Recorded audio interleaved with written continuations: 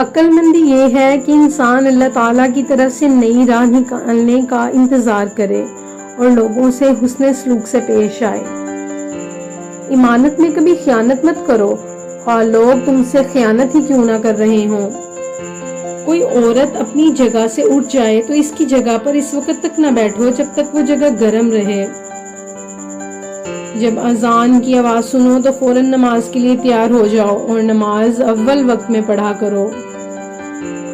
یاد رکھو، اگر روٹی کا ایک ٹکڑا اور معمولی سا کپڑا امن و عافیت سے مل جائے تو اس عیش و عشرت سے بہتر ہے جس کے بعد شرمندگی ہو۔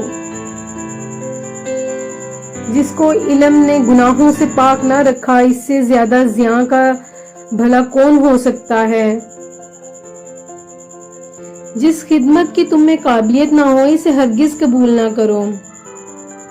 بازاروں میں زیادہ نہ پھرا کرو اور نہ چلتے چلتے راستے میں چیز کھاؤ۔ شاگردوں کے ساتھ ایسے خلوص و محبت سے پیش آؤ کہ کوئی دیکھے تو سمجھے کہ یہ اس کی اولاد ہے۔ جب راستہ چلو تو دائیں بائیں نہ جھانکو، نظر ہمیشہ نیچے اور سامنے رکھو۔ والدین اور اساتذہ کے لیے دعائے مغفرت کیا کرو۔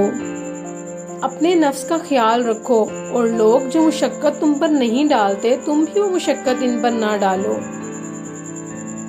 معمولی غلطیوں پر لوگوں کی گرفت نہ کرو اور تنگ دلی کا ثبوت نہ دو۔ تم خواہ مسجد میں ہو یا خیال کی محفل میں، اگر مسائل چھڑ جائیں تو لوگوں پر اپنا اختلاف ظاہر مت کرو۔